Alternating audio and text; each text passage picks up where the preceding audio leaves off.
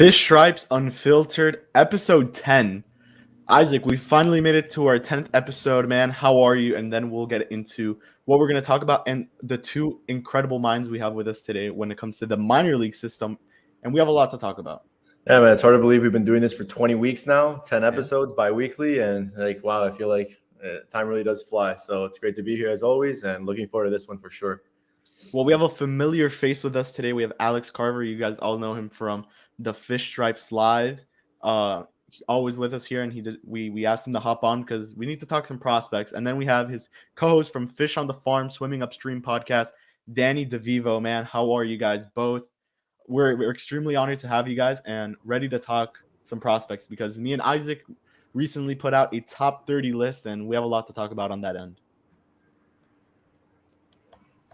I can go first. Honored to be here with you guys. It's just fun seeing your faces around the Twitter verse. And I've spoken to each of you separately. I've listened to your show. I love it. I love the dynamic.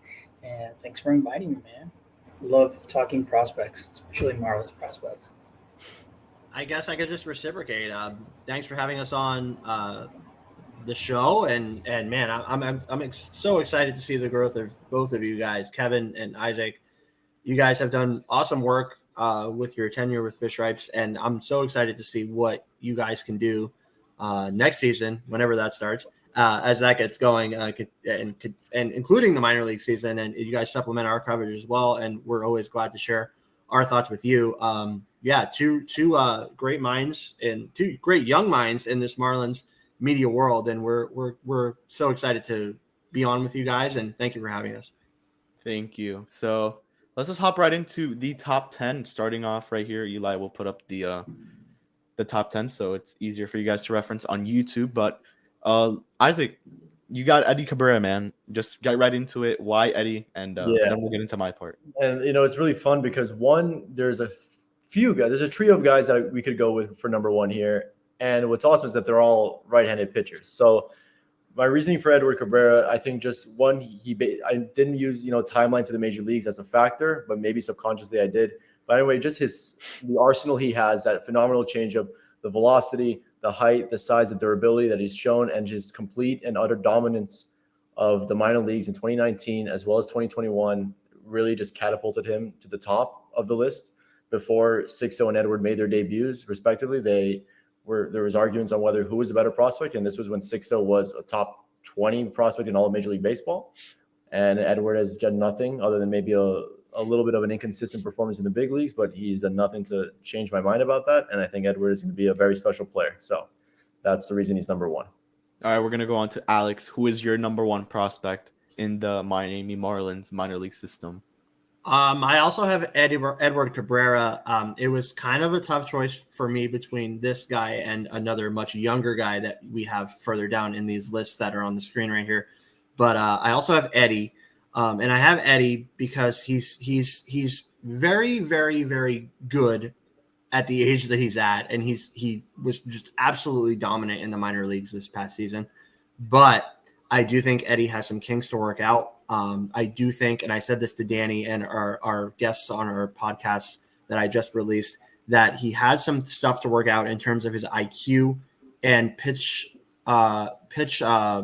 selectability and just knowing when to throw what pitch. I mean, he was living off of the fastball his entire minor league career, and then he came up to the majors and he was just throwing the changeup like at a very, very, very, very high rate. So I do think his changeup is good. I do think he has three very good pitches, as Isaac stated, but I think he really needs to live off of the fastball and go to the secondaries after that. So I want to see more of the fastball out of Edward Cabrera.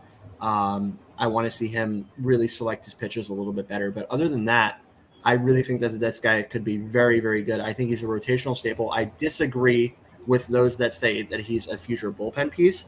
But I do think he is, at this time, the number one prospect in the Marlins organization, and I do think he sticks in the rotation for the long term. So Edward Cabrera, I agree with Isaac, is my number one prospect.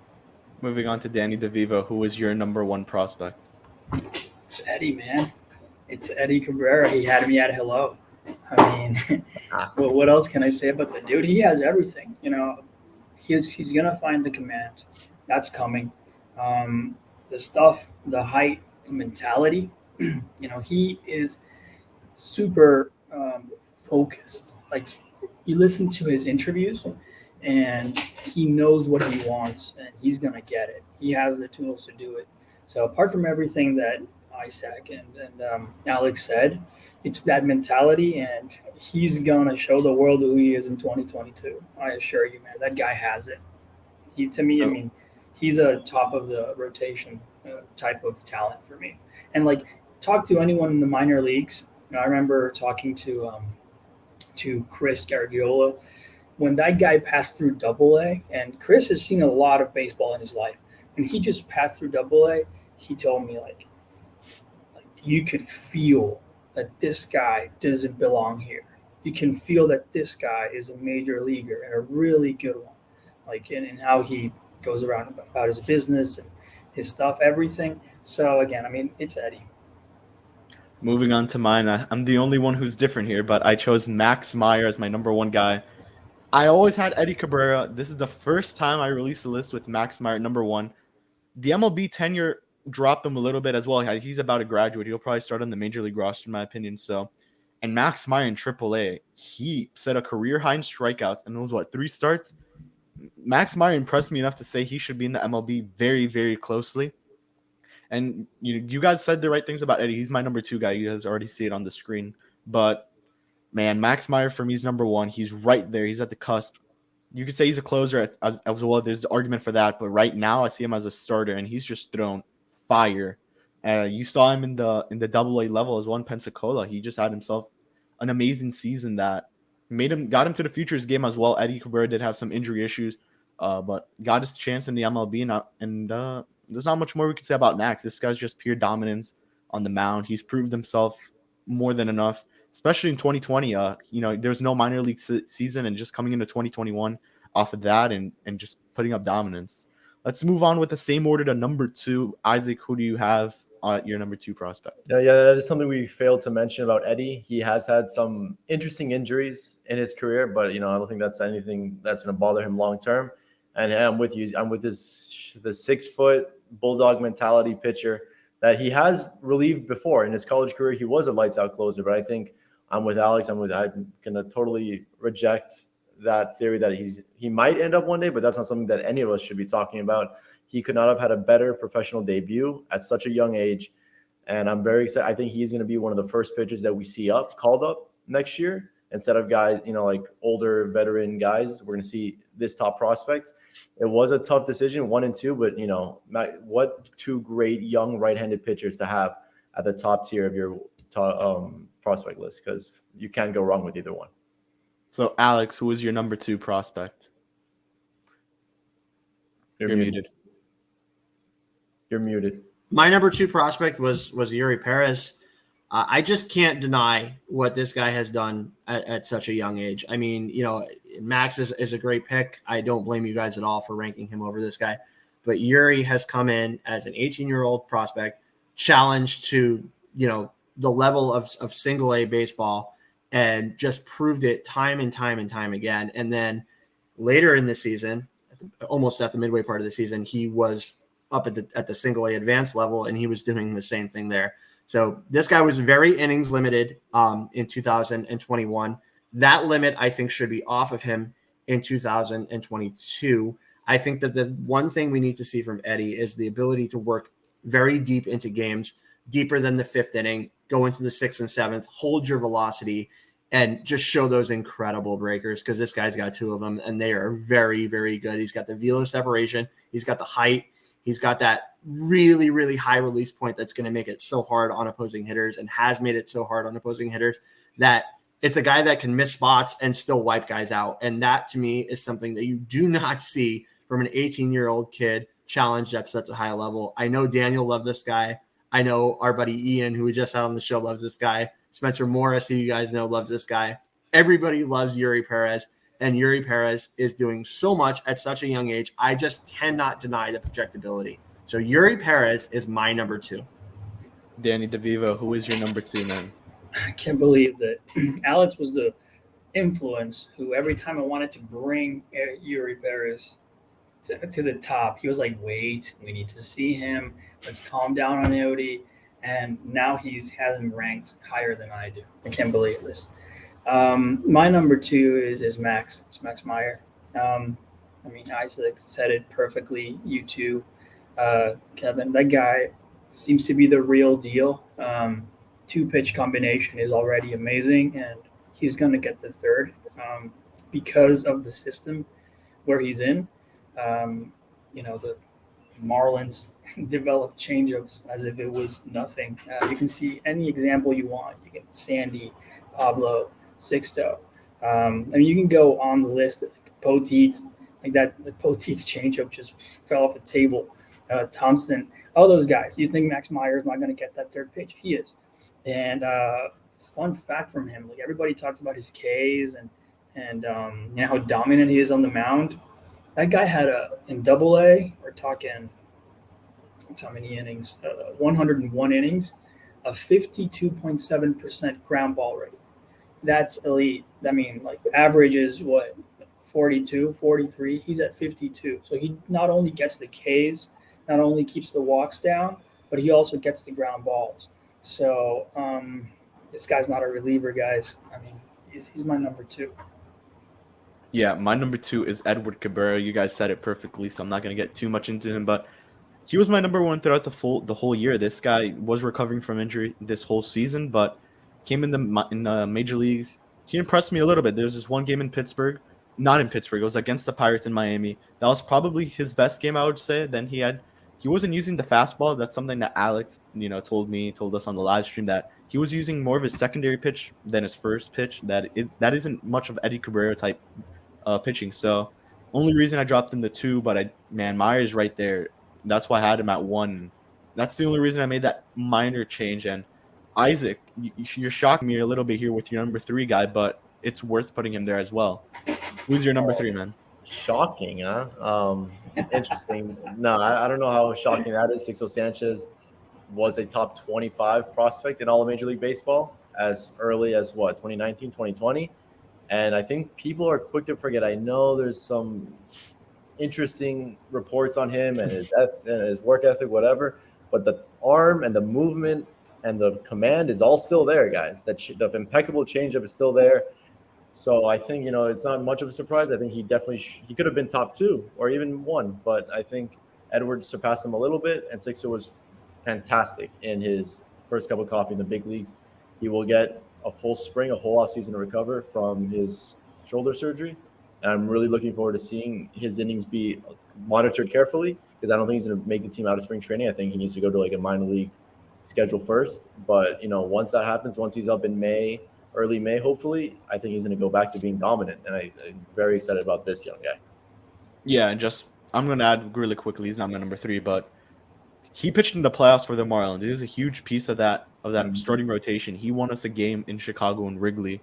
And then in his first start itself, he was just dominant. You saw it. Many at some point, I know there was something going around about Rookie of the Year. He wasn't going to get it, but man, he pitched really well that season, that 2020 year where he came up throughout midway through the season. Alex Carver, who is your number 3 guy on your? I'm sorry to interrupt you, Alex. Really quick on Sixto. Sixto was so dominant that guys like John Heyman, these national reporters, were saying nobody wants to face Miami in the playoffs because of Sandy and Sixto and these guys, because they knew they have him. Sixto was elite, and it's such a shame the stuff, the injuries, of course. But like I said, I'm very excited to see him soon.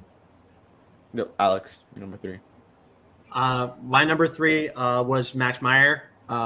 For everything that you guys just said, 70 grade fastball, 70 grade slider. It's just a changeup that needs to catch up. And I've said this to many people. He had that pitch in college.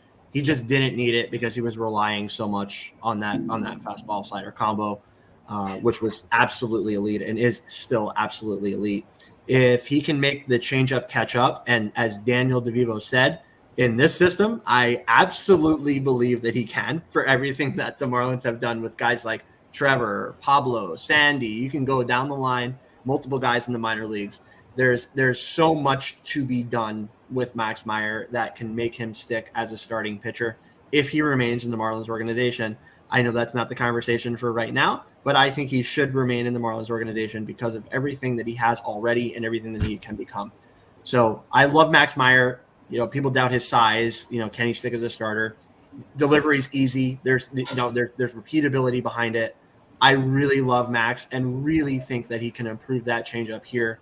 After all the missed time, there's tons of time to make up for, yes, but there's tons of projectability to do it in this system. So I love Max Meyer, number 3, starting pitcher, 100%. Danny Devivo, who is your number 3 prospect? My number 3 is Yodi Perez. What is to say about this kid? Anybody who listens to Swimming Upstream knows how I feel about this guy. But frame, pitches, mentality, command, long limbs that he controls. You don't see that in an 18-year-old. And again, that's an 18-year-old who dominated at low A and did very well at high A. He's got the stuff, and it's just so much projection. His ceiling is right now unlimited. Obviously, you can say that about a lot of 18-year-olds, but he's so good. Youngest player in baseball, in all of minor league baseball for a long time. So really excited about him. I assume he'll be at number 1 very, very shortly. Yeah, we both have the same number 3. I went Yodi Perez. This guy just it's really good, man. There's no other way you could say it. This guy, 18 years old. I'm 17 and he's 18, and he's what, 6'7"? You put him next to Sandy, and Sandy looks like a little kid next to him. This guy's sky's the ceiling, man. You said it yourself, Danny. Yodi is like between 6'8" and 6'9". I think that's 7 and 6'9". Like, it's crazy. And he's the guy that many of us really, he was the one I was most looking forward to. I know he happens to be number 4. But I don't think we can say enough. He also could. It's just so fun to see these 4 right-handed pitchers in my top 10 anyway that are all have ace ceilings. They really do. And to pitch to I know you only pitch 78 innings, but to pitch to an ERA under 2, strike out as many guys as he did, and really not walking anyone. He walked 26 guys. So I just cannot say at the age he was, at the age he's at right now, and playing the competition much older than he is, it's phenomenal how much pitching this organization has. And not only that, we expected him maybe to struggle at A+ at Beloit. What was called Beloit. Well, yeah, it's still Beloit. Yeah. So we all expected him to struggle, but this guy pitched a lot better than we expected, man. And that's the great thing about this guy. And I could see him maybe hitting AA at some point, maybe towards the end of the year. I don't know if you could concur with me here, Alex. Yeah, absolutely. Made it up to single A advanced, as you said, and was great. So I think he definitely starts 2022 with the Beloit Sky Carp, the newly named Beloit Sky Carp, and shows what he can do there. Midway through the season, definitely. They challenged this kid at 18 years old to full season single A ball, and why wouldn't they challenge him again if he can prove it with all the pitches that he has and all the stuff that he has? I absolutely agree with you. I would say, as I said before, that he needs to show and to get off of that innings limit and to show that he can make it deeper into starts. I thought he could have done it last season. Obviously, the Marlins are going to be very protective of an 18-year-old kid that is a guy that they think could be a star, and we all think could be a star, obviously, per these rankings. That innings limit, slightly reduced next season, if not reduced tenfold, that he could pitch into the 5th and 6th inning, and he does that, and he's still shutting guys out and wiping guys, off of the plate. Absolutely. I think he could definitely make it up to AA baseball at the very end of next season. And man, we're talking about this kid making the Miami Marlins major league roster potentially at the age of 21. That's absolutely insane. You can't say enough about that guy. Write it down. 2023 September call-up, Yuri Paris. There you go. Write it down. If he stays healthy, of course. If there's any big injury in there, nothing to do. But the thing to say about that is, we're going to get into Yuri talk, which I know Danny loves. But the repeatability, and I've mentioned this many times before, the repeatability was his crux that I saw when he was not much younger than he is now, but last year. So he definitely cleaned that up. and he's as high as on my list as he is, and I'm sure on Danny's list and others' lists as he is, I would say that as he grows into his body, that changes. And you have to grow with your body and show that you can maintain that repeatability. So as long as he does that, definitely. But again, this is a tall, lanky kid. I slightly worry about the levers and how he grows into them and how he grows into such fiery velocity at 96, 97 miles an hour. But that said, as long as he grows into those levers advantageously, as he is doing right now, sky's the limit, as Danny said. Yeah. And according to MLB Pipeline, it is expected for him to come into the major leagues in 2024. So 3 seasons. And then that could get into another conversation here is out of all these pitchers, because there's so many, we haven't even mentioned the other ones, McCambly, you have Dax Walton, there's Neidert, Braxton. Which ones could you see get traded here, Danny? I mean, there's so many of them that not all of them are going to get that big opportunity to start unless obviously players get injured, but consistently starting in that starting rotation for the Marlins, it's not going to happen for all of them. Hopefully it does, but which ones could you see get dealt? We already saw Nicholas get dealt. Zach Thompson, which was a little bit of a surprise in my opinion. I expected him to be in the bullpen, get dealt. Maybe Cody Poteet, who we haven't even mentioned, could be next. Yeah, so let's kind of go. Yeah, Cody Poteet definitely, but let's respond really quickly. Is who's not getting dealt? Yeah. Edward Cabrera is not getting dealt. Max Meyer. I mean, if that guy gets dealt, it's going to have to be for one of the big guys, Reynolds, Mullins, etc. Like below that, I really don't see it happening. Yuri Perez, you won't see me in a while on Twitter if he gets traded. Again, it would have to be something crazy. I know the Marlins are really high on him. So those top guys, and Sixto was not going to be traded because they'd be trading very low on him. And I don't think that'd be a really good strategy. So who could be traded? Jake Eater would also be really low. So one injury, a year injury, I don't think it's him either. Dax Walton, I think, is a candidate for someone who could get traded because we have so much depth. And he's really good, really, really good. But he's not maybe at Yodi's level right now. He could be. I mean, he's coming off a big injury. And McCambly. I would say those two, I mean, again, apart from Neidert, Braxton, if they find good deals for them, they could also go Poteet as well. But in terms of the top 10 right now, I'd say, well, maybe McCambly's probably not a top 10, but top 15 guys, I'd say McCambly and Dax could be guys who could be traded. I see it in a way if it was Kyle, Nicholas, and McCambly. They were pretty much on the same trajectory at the time, but maybe you deal one and then the other you have to keep. In this case, they dealt Nicholas, you kept McCambly. And if it's a deal you can't say no to, and it's for McCambly, I would throw him in there, Alex. I don't know if you may have the same opinion or you think of it a different way. Yeah, no, both of these guys that you're talking about, McCambly and Fitterer, both more limited velocity, I would say, lower 90s, and with a very good breaking pitch. Like Zach McCambly curveball is crazy good. Evan Fitterer curveball, very good. So, yeah, you're talking about more guys that have limited velocity with lesser time behind them, with a lot of time to make up in building a third pitch. So maybe one's ahead of the other in terms of that conversation. We can get into that later. But, yeah, if you're talking about trading guys, it's not, as Danny said, it's not going to be Yuri. I really hope it's not Max Meyer unless they are very overwhelmed. But if you're talking about pitchers and dealing from pitching depth, these are guys that have the questionable ceiling as if they are going to make it as a starter because of that lack of third pitch and lack of velocity. You're talking about Evan Fitterer and you're talking about Zach McCambly. I love both of these guys. I think they're both could be very, very, very good. Dax Walton is another guy you could throw into that, but it's just in terms of the projectability, in terms of what they can do velocity wise and what they can do with the third pitch.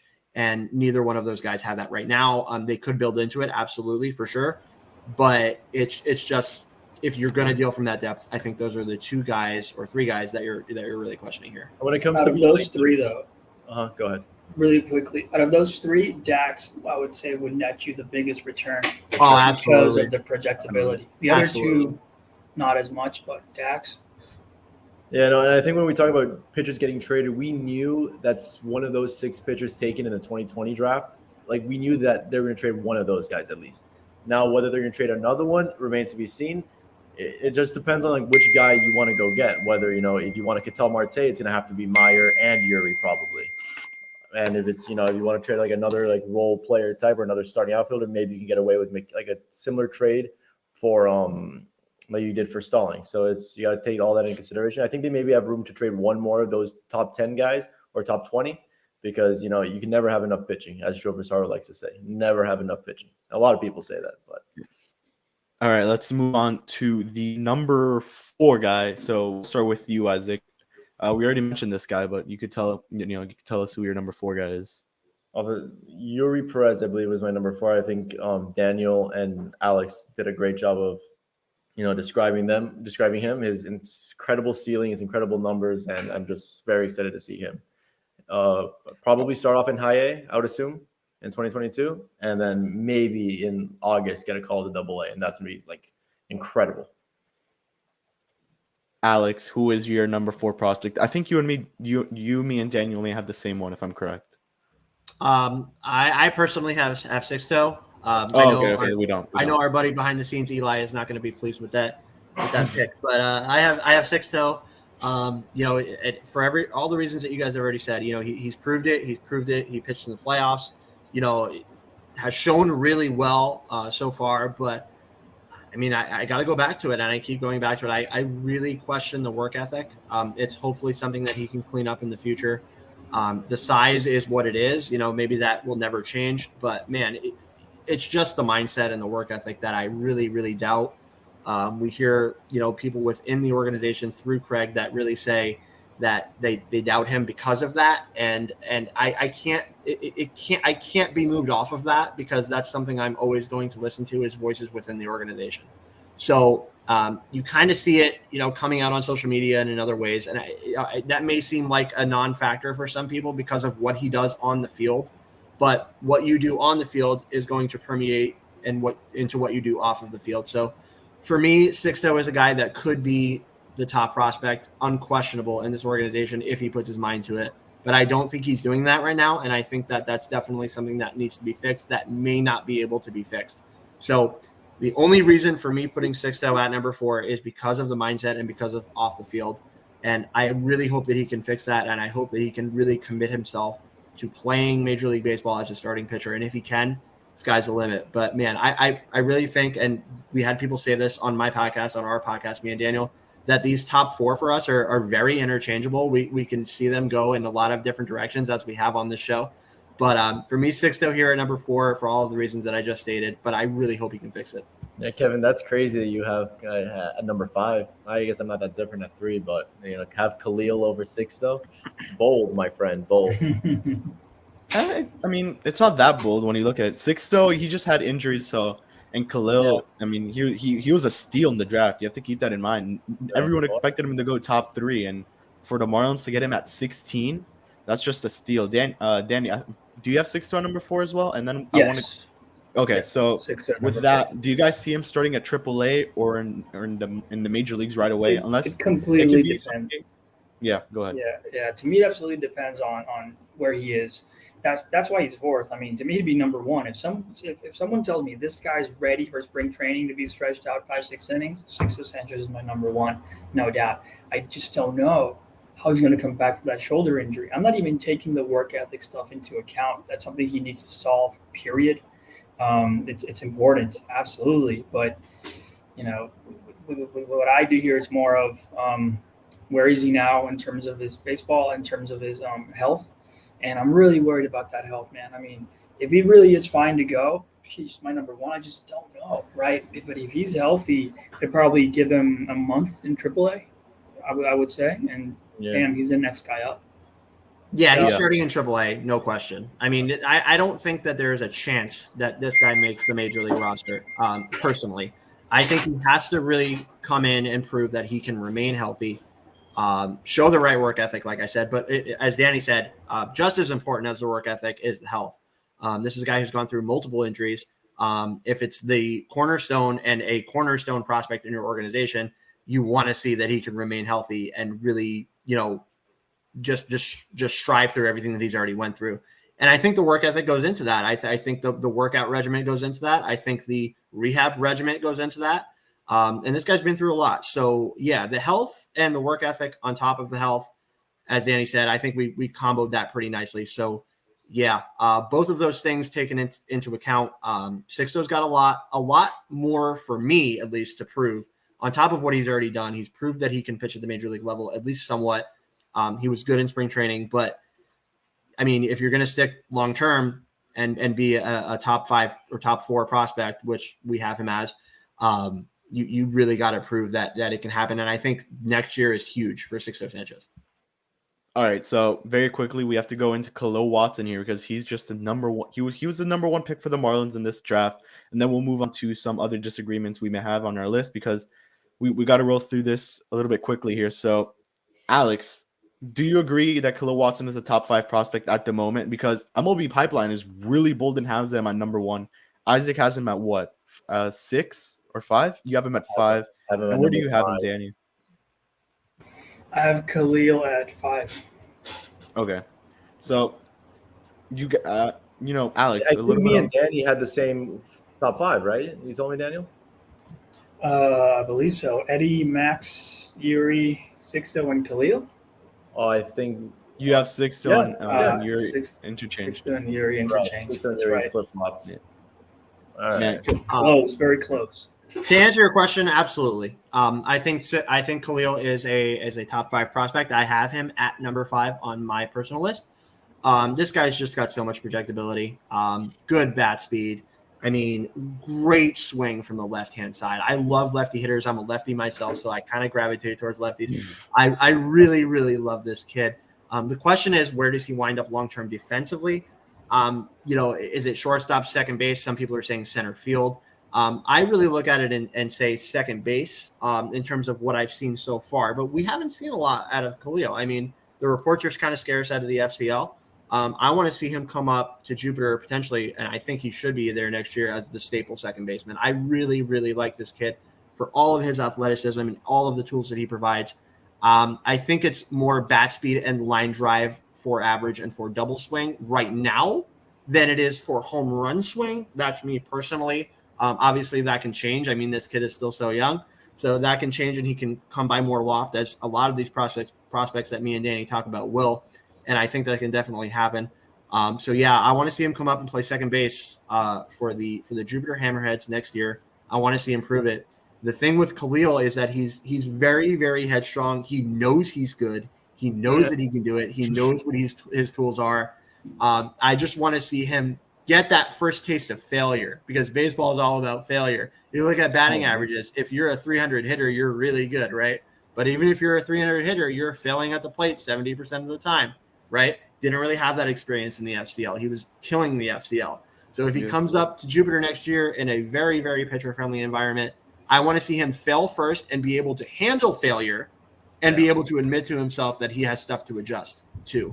And if he can do that, if he can admit that maybe I'm not as good as I thought I was facing off against these good prospects, I want to see him handle failure and be able to prove that he can be good in the face of failure.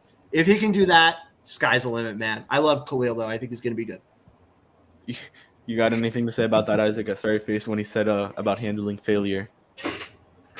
No, I mean, he was absolutely right. I guess he is. Right. I haven't, had the privilege of speaking to him one-on-one. Actually, I did have a media session with him. And very nice kid. You wouldn't expect it. He does play with a chip on his shoulder, knowing that he was expected to go top 5 at least. And I asked him that very question. I was, how was draft day for you? Considering, you were expecting to go a lot higher. You went all the way down to 16.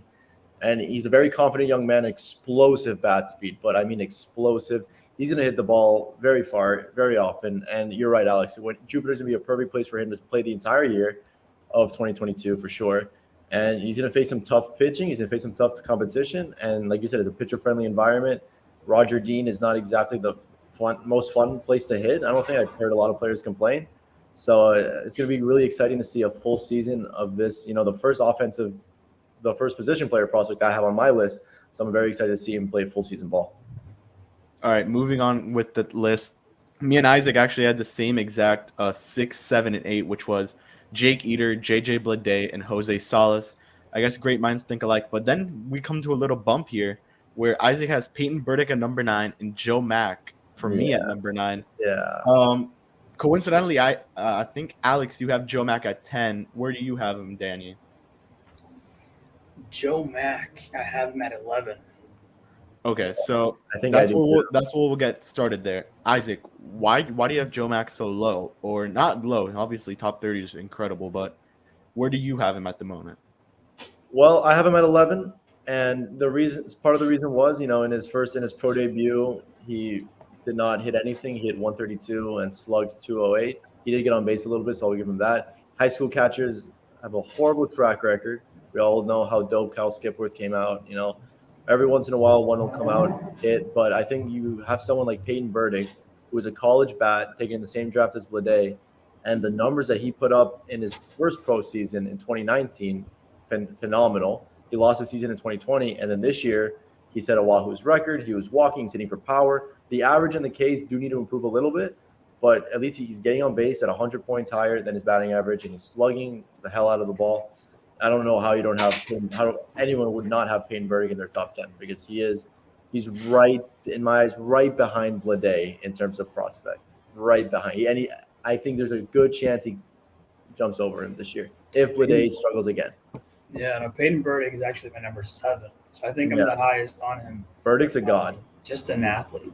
I mean, I really like him. I think he's pretty much MLB ready. To tell you the truth, he's starting in AAA.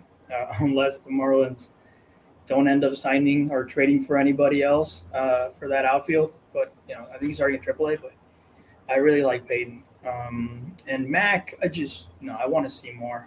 Between 9 and 11th, which is, I think, the range where we all have him at there, it's pretty close. I mean, it's kind of like a Burdick, Dax, Mac, little, interchangeable. But yeah, he's pretty much in my top 10 at 11. Yeah, Alex, I don't know if you have anything to add to that. No, yeah, Danny said it. I mean, Burdick's going to go to AAA next year in a pretty hitter-friendly environment in the old Southern League there with Jacksonville. And, man, if he pops off even more so than he did in the very small ballpark in Pensacola, man, he's going to be really good in terms of power. My question on him is the ability to hit for average. He plays, and we talked about this on our podcast, he plays with so much physicality. He puts so much behind his swing. He's not the tallest dude in the world, but he may be one of the strongest dudes in the world because of his huge arms and huge upper half. Kind of like me. Okay, maybe like you, but I was going to relate it to Dan Ugla, like a guy with the huge forearms, huge muscles, but a shorter dude, right? And this guy's an outfielder. So, yeah, I mean, I really like him as a guy, as that big physical player that's going to crank out home runs, but that may be limited by average because of how much he puts behind his swing. I said this as well, that I really kind of what shies me away from him and seeing him swing and seeing him take batting practice and seeing him hit, it's just like that ability to limit your average. I think that's what really limits him as a prospect. Like if he can figure that out and just and this is very impossible to say for a player like this that plays with so much physicality is saying that, hey, you got to limit what you put into your swing. But I mean, if that could possibly happen and he could come by a little bit more average and a little bit, I mean, his selectiveness is great. You just got to come by a little bit more batting average, but the power is definitely insurmountable because of how much this guy does in the gym, how much this guy looks as a built player, like one of the strongest players probably in the Marlins minor league system. But I just worry about the limited average. That's kind of what limits me on Burdick. But man, if he comes to play next year and lights it up and puts balls out in that Jacksonville Jumbo Shrimp Stadium, he's going to be a guy that you see called up to the Marlins pretty quickly. So he's definitely there for me. He's definitely within the realm of the top 10. I have him at number 9. If we were talking about someone who is a possible trade, I think Burdick may be part of a trade for Miami's newest outfielder. That wouldn't surprise me. Like, agreed. Maybe as a if it's a really good one, as they said, one of the Mullins. I mean, you could see one of the top. I mean, guys he was asked Burdick. about in 2020, and it didn't happen because they were just unwilling to move off of him. If that happened again, when we get the offseason going again, I could see it happening for sure. Yeah, and not only that, but his value went up. He won minor league player of the year for the Marlins, if I'm correct. So that's something else. And man, I know last season it was the Wilson Contreras trade that almost went down, where was talked about, and he was included. The Marlins said no. That value went up, so maybe we could see it in a Mullins trade. And I love Peyton Bernick, but at this moment, I think Brian De La Cruz is always blocking his way because De La Cruz is the fourth outfielder, expecting to bring in another one. I know me and Isaac were bumping heads about this before the show, but man, at the moment the roster is constructed, I don't know how much center field Peyton Bernick has played, but he played a good amount of center field actually. And that's something like I want to really keep in mind. Unless it's for a center fielder like Mullins, like you said, I would really try and hold on to your like two best outfield prospects in Blade and Bernick, because you traded Meisner. We can like really quickly talk about that later. And you also traded Connor Scott, the two guys who were in the top 20 prospect list and who like truly played center field.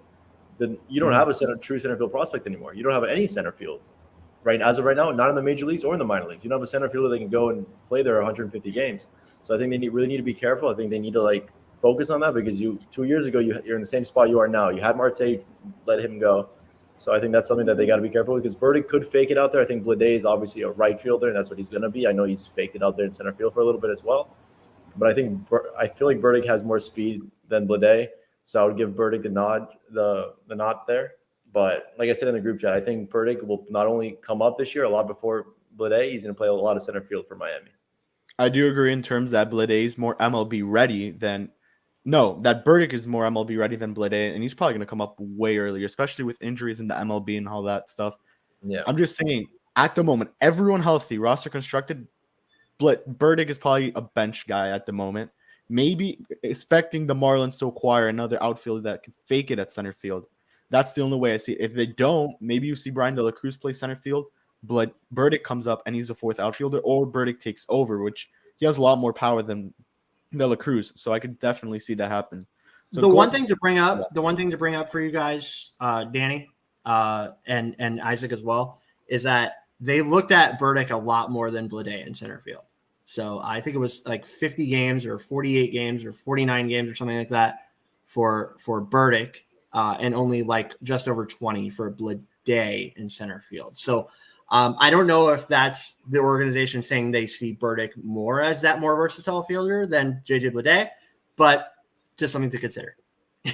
Yeah, going back to the top 30 just to see where else we may be bumping heads here. But actually, this is a pretty good point of conversation here. Nick Knighton and Braxton Garrett, two guys who haven't had consistent playing time in the team. I guess me and Alex were talking about this before the show and how different these guys are as pitchers, and obviously you like one more than the other, and I think we could all come to the agreement here that they should have had more playing time in 2021, especially with how many bullpen games the Marlins had. Alex, what are your thoughts on these guys? And I mean, you can pretty much just tell me what you told me before the show. Yeah, you're absolutely right. I mean, there were two rotation spots to be had in this Marlins rotation for how much of 2021, most of it, I think you could say. So I thought that both of these guys could have stuck as starters in this rotation for longer than they did, especially after what happened with injuries and guys moving up and down and everything else, where Braxton Garrett is coming up and starting a game and striking out 10 guys and getting immediately, just after his press conference, sent back down to AAA. I thought it was a little ridiculous, but you guys all know how I feel about roster movement this year. I don't have to go into that. I will say that only one of these two gentlemen made it onto my top 30 list, and he's further down than you guys have him, I would say, and that's Braxton Garrett. And the reason that I have Braxton and not Nick is because Braxton has a standout curveball. I mean, his curveball is incredible.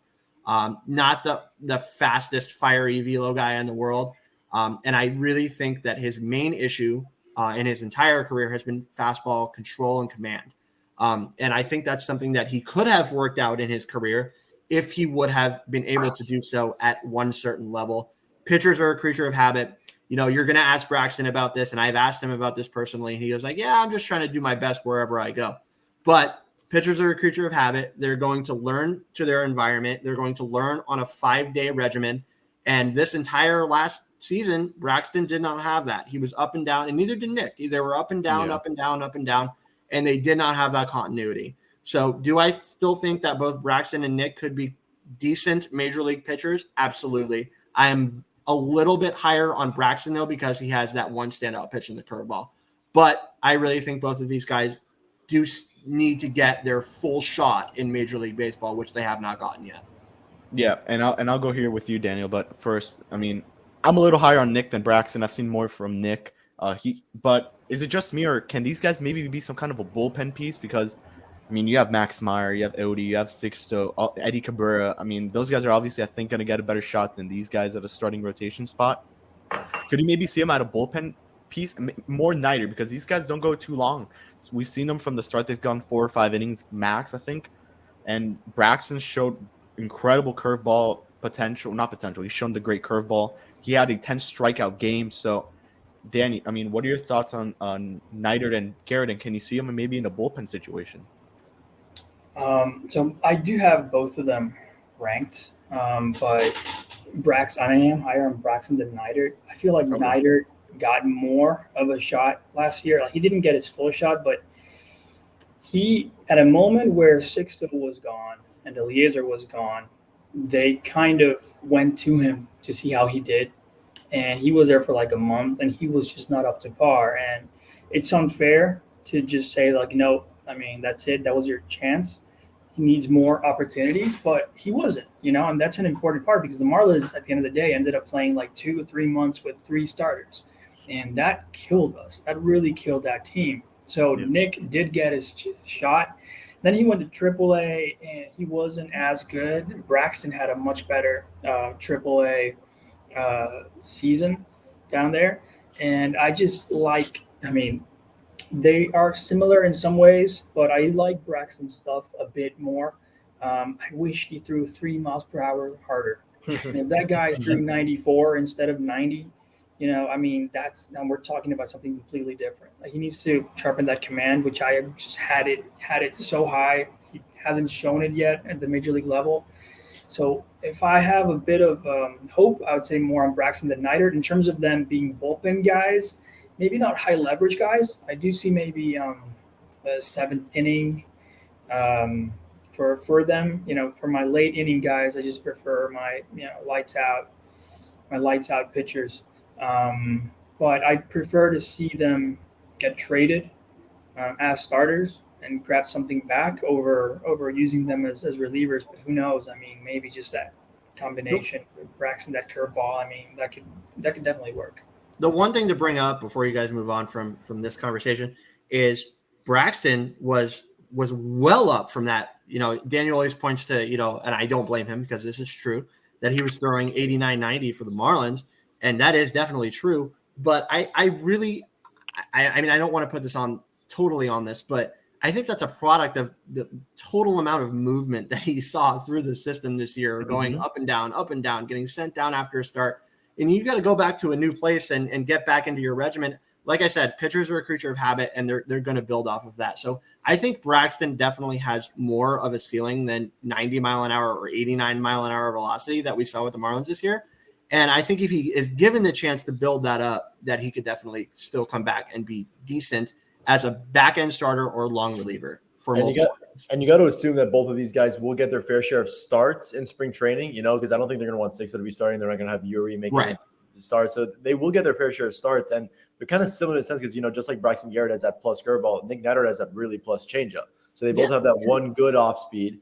And I guess Niter has more deceptiveness for sure. So it's tough. I gave the nod to Nick Niter just solely based on the fact that, one, his hair is fantastic. No, I'm just kidding. But his deceptiveness is good. And just Braxton, he got hit very hard. They put the ball in the air against him. But for some reason, uncharacteristically, Niter struggled with command. And I think if he's able to, fix that, I think he has a little bit of maybe a higher floor than Braxton. I think Garrett has a higher ceiling, lefty, amazing curveball, but that could give Niter the higher floor. Yeah, the final thing I'll say on this, it's actually a coincidence that Devivo mentioned trades because I made a BA article. I know, Isaac, you saw this. I don't know if you two saw it, but I made a Matt Chapman trade. I had to include BA, and it was Brian Anderson, Nasim Nunez, Nick Niter, and Dax for Matt Chapman. I don't know if that's a good trade, Danny. Do you think that's a fair trade. I talked to Eli about it, and I know I put this in the group in our Fish Stripes group chat, and he was pretty on board with it in some way. Who are we giving again? Or the Marlins giving? So we give up Nasim Nunez, Nick Neidert, Brian Anderson, Dax Walton for a Matt Chapman. It's a high risk, high reward type of trade, and it's not what you would be giving up for a Jose Ramirez or a Brian Reynolds. And I could see Alex's face; he's just maybe having a heart attack there, but it's not the worst trade either. The one that hurts, obviously, there's Dax. That's the one that hurts the most. Obviously, I mean, you have to get BA. value. Yeah, BA, you're really selling low on him, like extremely low. But I mean, Matt Chapman, he's really good. Probably need to see his stat cast and a lot of more information. Oh, he had the worst season of his career in 2021. That's why I said high risk, high and he was reward. still a 3.5 win player. And I think the reason maybe Alex had that face was I think Alex is a lot higher on Nasim than I am. I personally, as a human, I don't like him. So I don't think he's going to amount to much as a major league starter. I really don't. I think his ceiling is very limited. Nasim, I've seen him play in person. The guy has almost as much bat offensive impact as Victor, but he does have the speed element. He's a fantastic base stealer. Fantastic shortstop, amazing shortstop. So the glove alone will get him to AAA, to the majors. Crazy plate discipline too. Crazy plate discipline as well. I think Eli made that point actually. Was it crazy plate discipline, or is it just shitty pitchers and a hitter-friendly environment? So that's something to keep in mind. But yeah, Nasim, he will make it to the majors solely based on his glove. But I can never see him being a major league starter at shortstop. Yeah. The one thing I'll say on Nasim is I gave up on him because you have so much shortstop depth. You have Salas, Watson, Ian Lewis, who we'll probably get into in a bit. But you gotta think, Kevin, about who's going to move off of those positions. I think Salas will move off of that position. Yeah. I think Khalil will move to second base. Shortstop isn't for every player. Even if they start as a shortstop, which many players do start as a shortstop, you got to think about how many, especially in this system, are going to move off of that position. Yeah. And I think Nasim has the ability to stay at shortstop, and you can't say that about a lot of players in this organization. So, I mean, man, I love Nasim for all of you guys. What you guys said about his glove, his speed is insurmountable. It's incredible. You cannot find. You'd be hard pressed to find a faster player in the Marlins organization. That's 70 grade speed. I mean, that's that good. So I really think that McCants may be close, but we got to see it, right, Danny? Yeah. That's what we always talk about. But yeah, I mean, I really think that because of the defense and because of the upside at shortstop, I really think that Nasim can stay there and be good there and be very good there. So I don't know. I mean, what you guys are saying is true, that, there's not a ton of thump in the bat. We saw him, as you guys see from this video probably, and you guys have seen. I don't know if Eli has the video. He was literally putting his bat into hot water tubs to try to heat it up and putting energy drinks on his bat to try to heat it up because his bat was that bad with the hammerheads. And you guys are definitely right. But, man, I think he's a personality. I think he's just super cool, dude. I love this kid. I am not low on Nasim at all because of what happened last year. I like Nasim. Defense speaks for itself. Got to fix the bat. Yes, there's a little bit of a loop in the swing. You got to make it more of a line drive swing to make it play for average. I think it'll come as he goes along in his career. I'm not low on Nasim. I think really quickly for me on Nasim to finish that off is I feel we already have a Nasim Nunez and it's Devers. Like, it's a guy who you're so high on Devers. Like I am. I mean, I'm not high on him because of his ceiling. I'm high on him because of his floor. Like, right. I think he's there. That's a utility guy. He'll be that. So I don't think he's going to be amazing, but we already have a no pop, good bat to ball, great speed, incredible defense guy in our system. So with Nasim, I think I'm not really down on him. He's in my 20s, low 20s, but not too high on him.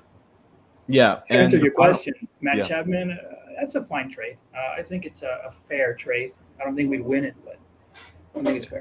I would do it. I think of it like this. Oakland's rebuilding. They're going to want some kind of third base replacement, so you get BA. Dax Walton is a pitcher of necessity for them. You gave up Luzardo. You're probably going to give up a couple of guys in your starting rotation, Frankie Montes. And then Nasty Nunez is a top guy prospect that you'll probably have in there, maybe a top 10, 15 prospect in your top 30. And who else? And Nick Knight is going to just step in right into a rotation, get his true full, he's going to get a nice start in that. He's going to have a full-time in the MLB. He's not going to be doing what he's doing with Miami, going up and down. That's how I see it. Miami, it's a high-risk, high-reward type player in Chapman, who It's only 2 years, building, so it makes sense. It's 2 years of control from Chapman, so that's also something to keep in mind. Yeah, and I'm just going to see the elephant in the room when I'm looking at this list. Isaac, Yes. you have Jordan Holloway at 16, and you have Ian Lewis at 27. Yeah, that was ignorance on my part. This is my first ever list, so I did make a couple mistakes. Eli told me right away, I think you should be higher on Ian Lewis, and I was like, yeah, I fucked up. No, man, no. You gotta die with it. Just say, oh, the reason it's find his negative. I'll know, because if I go back and look at that, I'm wrong. I'll be the first to admit it. Holloway, I will back up. Holloway, I'm a big fan of. His curveball is up there with Braxton's. I like him out of the bullpen. I don't think he will be a starter. I can tell you right now he won't be. But I think he can be actually a very valuable piece to Miami's bullpen beginning in 2022. And as he was in 2020, I think he had some innings. And in 2021, I think he actually has a lot of potential. And he showed it in the big leagues. He's got size. He's got velocity. A crazy curveball. So I'll defend. Ian Lewis, I should have put him higher. The one time I'll defend you here, but I will say Jordan Holloway is not a top 30 guy, but his starter and bullpen splits are completely different when you look at him. As a bullpen piece, this guy's nasty. He's really good. Like, he's proven it to us. He's going to be a big piece in this bullpen if he's kept on the Marlins. But as a starter, it's not going well. Exactly. I will say, just looking at your guys' back end of your lists on the screen here, I love that you guys both ranked Troy Johnston. I love that you guys both ranked George Soriano, who I think could be very good. And I really love that you guys both ranked Osiris Johnson, who is a deeper down prospect that's not thought about a lot because of all the missed time that he's had. It's a guy that really struggled to start next year, but a guy that I think really figured it out in his trip to the FCL. They're making him an outfielder and center fielder, which he apparently showed very well in center field, just randomly after being, an infielder for all of his major league career. That's a guy that has a good hit tool. I think Osiris Johnson, I'll say this, Daniel may disagree with me. I think Osiris Johnson has the best bat speed in the Marlins organization, hands down. The bat speed is that good. So, I mean, man, I think he has to fix his swing and miss a little bit. I think that the move to the outfield really took a lot of pressure off of him. And I think that that's what you're going to see with Osiris Johnson starting next year. So I love that you guys have him ranked. So that's my thoughts. You mentioned the positives. I'm going to mention one that I'm not seeing here that I'm not going to say should be in here, but keep him in your minds because this kid's coming. It's Ronald Hernandez, catcher. Yeah, absolutely. Catcher, kid, 18-year-old, signed in last year's international amateur. And what was it, Danny? 600K, I think, right? 850. 850K. Yeah. The pedigree is there. I mean, this guy got Ian Lewis type of money. So he has, right now it's looking like projected to have the power. He's a switch hitter. He has the right size. He's still small, but he's going to grow into it when he gets stateside. Dude, he did really well DSL, like crappy first month as a pro, and then second month just killed it and ended up with a 110 WRC plus for the season. Doesn't strike out, 18% K rate. I really like that kid. And again, switch hitter, he has the tools. So remember that name, Ronald Hernandez. The one thing I'll say about him, and I know you guys got to move on, but the one thing I'll say about Ronald Hernandez, I love Ronald Hernandez, switch hitting catcher, like huge. He is, and I said this to Danny, and Danny is okay with the size, but he is so tiny. What is he? And I know he's like 17 years old, right? So there's tons of time. So we shouldn't really. He's as old as me. But he's like 6'1", like 160 or something like that as a catcher. He's 17, so I just work right.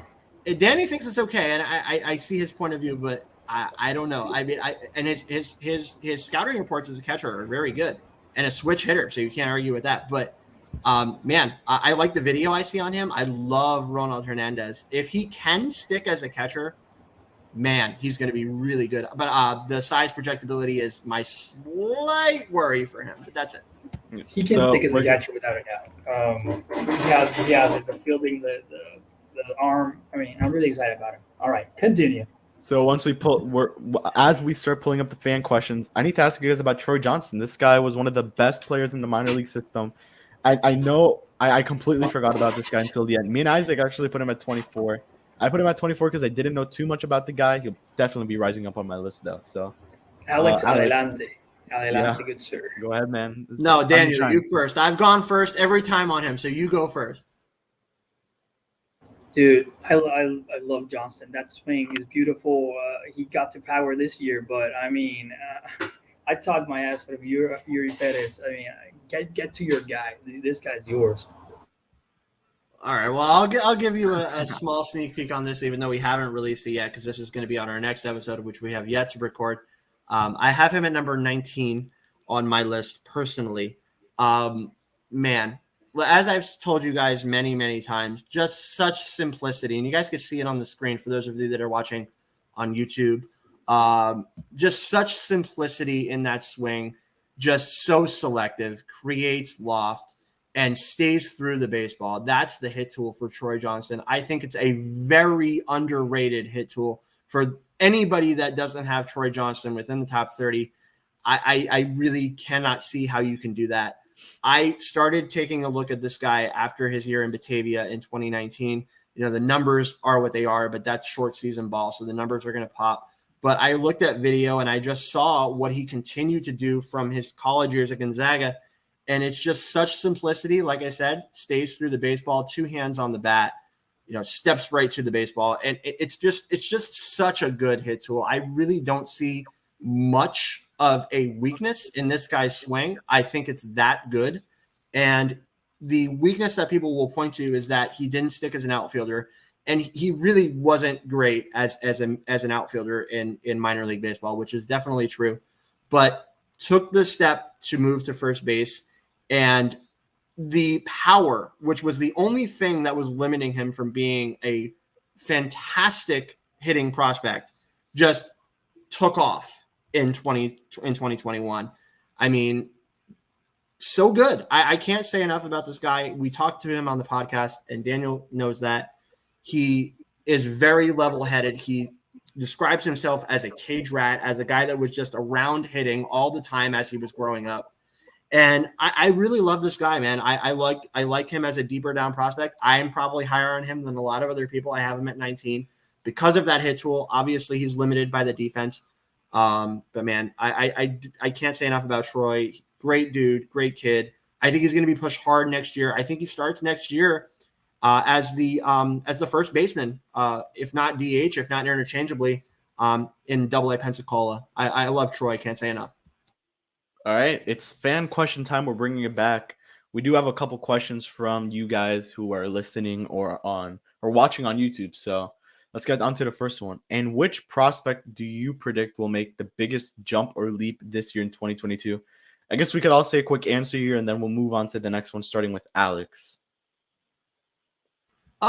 Prospect to make the biggest jump. Is this for where? I guess you guys probably don't know. Is this from where he started to, or from where the season's going to end? Is that what you guys are getting at? You're muted, Isaac. I think the question is like whose prospect stock will go up the most. Okay. Well, yeah, I can answer this question. I think it's going to be Cody Morissette. Cody Morissette is a guy that came out of the draft and did not do great. I think he hit like 200 with Jupiter, if I'm not mistaken. So he didn't do great. But the defense was very good. I mean, I saw him play third base, and he was stabbing down, these screaming line drive ground outs. And from what he did in college, I really, really like the hit tool to permeate as he gets more experience. So I really think that you're going to see Cody Morissette as a guy that could take off, a guy that could play multiple positions as well in defense. Isaac, I know you love his swing, and I like it as well. I think it's a line drive cut with a little bit of uppercut. I think it's built for a balanced approach. So I like Cody Morissette. He's going to be my answer for my buddy Steve. And Steve, we appreciate your support. Isaac, you're up. Who's your guy? Yeah, I just like, Alex can't say enough about Troy. I can't say enough about Cody. The guy, had an OPS of 907 at Boston. The guy is just a god. He homered in development camp when no one could homer. It was him and Salas, and that was about it. But to me, the guy who could possibly make the biggest jump, have a breakout year, I think if Fitterer is healthy, I think Fitterer can have a really good season and really jump up to a top 15, list at some point. But he would be my answer. Danny Devivo, who is your guy? So, two guys really quickly. Number one is one I already mentioned. He'll go from the 30 to maybe top 10 is Ronald Hernandez. Again, remember that name. And my other guy, who is right now top 10, but I see him going top 3, top 4, is Dax Walton. He's going to have a crazy season, that dude. Bennett Hostetler, too, for me. Sorry, go ahead, Al. Yeah, Kevin. It's a good one. All right, so my guy, I mentioned him on the article that he's my prospect now. I'm claiming him to be my guy. So if he's bad in the future, doesn't have much of a future in the league, it's my fault for claiming him. But mine's George Soriano. This guy, oh my God, the stats just say it all. This guy was so good. You look at his 2021 slider. Yeah. You look at his Jupiter season in 2021, 3-0, 291 ERA. This guy pitched 34 innings. He had, looking for the strikeouts here, he had 47 Ks, and then he goes up to Beloit, and he just does even better, 4-1, 374 ERA, a little bit higher, but his strikeouts were 67. In the FIP is not even in here, but man, Soriano's so good. I could see him going to Double-A next season. And maybe you could see him by 2024, maybe a little 2023 appearance. I don't know. Maybe 2024 is, I think, the best time to see him. So let's go on to the next question. In the framework of the MLB teams, where do the Marlins rank after the last few trades? Top 10 in MLB, and what position in the minors are we currently the deepest at? I guess we'll start with Alex. And I think when he's talking about the whole farm system, where do we rank, I assume? I mean, if he's asking where we rank in terms of trades, this is a bad question for me because you guys all know how I feel about Cameron Meisner. I think that drags it down. The rest of the trades that happened before that, I was on board with. The trade that happened for Alex Jackson, I hated. We're talking about trades that are going back to next year. If you're talking about trades that have happened so far, the only one that drags it down for me is that one. And if you're asking where do they rank in terms of trades so far this offseason, it's bottom of the barrel for that specific trade. And no knock on Joey Wendell, but man, I can't. I'm still not over it. You guys heard me when it happened. We were in the group chat. Danny, I'm sure Danny agrees with me. But I think what Steve asked here is, and maybe I'm wrong, but I think what he's asking is where do the Marlins rank, like the system rank after those trades? Yeah, sure. Is it still a top 10 system or? Yeah, of course. Of course. Yeah. If that's what you're asking, Steve, and I misconstrued your question because I was too preoccupied with Cameron Meisner, and I apologize. The Marlins are still a top 5 organization in baseball for sure. And as far as what position they still deepest at, the number one is starting pitching for sure. Mm-hmm. Definitely, no question. Definitely. And then even though they traded Cam Meisner, who I'm clearly still struggling with, I'm with you, man. Outfield would be a small second. So if they're going to trade more from positions of depth, there is tons to trade from.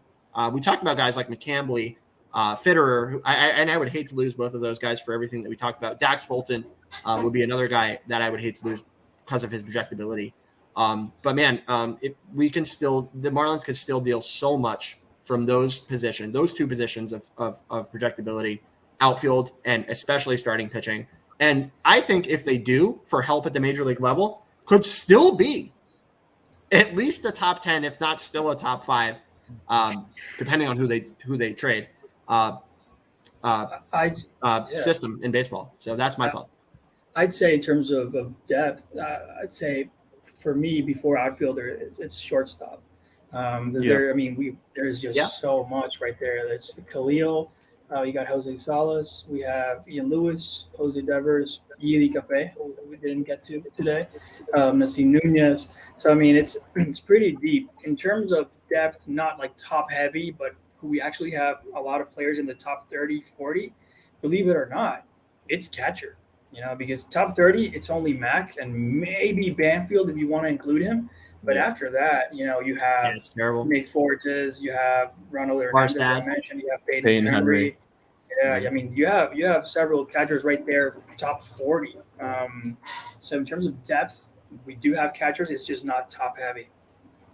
Yeah, I mean, I think my only disagreement with you there, Daniel, is what I said before about who's going to move off of shortstop. And I think it's a lot of the guys that you mentioned that are going to move off of shortstop. Yeah, Nasim, that we talked about, is I think that a guy that could definitely stick there, which is why I have him probably higher than a lot of other guys, because it takes a lot to stick at shortstop, especially at such a young age. And I think Nasim could do it. In terms of starting catching, that teams would definitely be looking at in terms of a big-time trade, or at least a trade that you can include a prospect with. The Marlins don't have a lot. It would be limited to those who still think Will Banfield could do it, and those who really are infatuated with the power potential of a guy like Peyton Henry. So that's your question. The defensive ability is questionable in Peyton Henry. The defensive ability in Banfield is definitely there, but then you got to look at the offense, and he's been very underwhelming. So everything as a whole, the Marlins are thinnest at catcher. Definitely strongest at positions such as outfield and starting pitching. Still, even though we've traded what we've traded. Yeah, Isaac, your answer here. Definitely a top 10 system. It could arguably top 5. I think the system it was so fun to really go in depth about the system and making my list. And deepest starting pitching unequivocally for sure. And I think from there, you got to go outfield. And like Alex said, a lot of those shortstops that Daniel mentioned, a lot of them will go to third. Salas will be a third baseman, and Watson could be a second baseman. But I would say outfield and starting pitching, no doubt. Yep. I'm pretty much with you, Isaac, here. Top 10. I think it's even top 5. Yeah. Tampa has the best farm system. I'm not even going to get into that. Tampa's the best everything except for stadium. Yeah. And deepest, easily. And they just added Cameron Meisner. Just saying. Yeah, dude. That's we'll see that for like the Fish Stripes live, but dude, I still can't believe that. I thought about it. We could go on probably for another hour talking about that Cam Meisner trade, but man, second deepest. I'm gonna go shortstop here, and then outfield, because they gave up Connor Scott. I think that was the only outfielder, and Cam Meisner. I think that's a big drop off there. And then second base, second short. They didn't give up too much, and I think we're gonna end it here. This was the longest Fish Stripes Unfiltered at the moment. Thank you to Danny and Alex. I had a blast talking about it. This was definitely an episode I was excited to film. Thank you guys for coming. And if you have any last words for the people watching. No, just thank you so much for having us on. We're always glad to join any Fish Stripes platform, whether it be this, Jeopardy, which I'm not very good at, that I'm learning, or any other platform that you guys want to have us on. We're always here for you. But yeah, I mean, this was awesome and a pleasure to be on Unfiltered with Isaac and you, Kevin. So I'll pass it to Danny if he has anything to say. No, man, just thanks for having us. It was really fun. Isaac, any last words for the people? Oh, thank you guys again for joining us. I appreciate it when you guys had me on yours. It was a lot of fun. Talking prospects with you guys is very humbling to how much knowledge you guys have. It's really fun though, because we have disagreements and we have things that we agree on. So it's a lot of fun. This was a lot of fun to do. We could talk about this stuff for ages. So when you have us on a pod, you gotta expect it to go long. So sorry about the long run time. You're good. All you guys at Eli included, but this was really fun. So thank you again. No, I had a blast. Once again, subscribe to YouTube. Follow us wherever you're listening to this right now. Give it a 5-star rating if you're able to. And we will see you guys in 2 weeks. Peace out and go fish. We got to end it off right.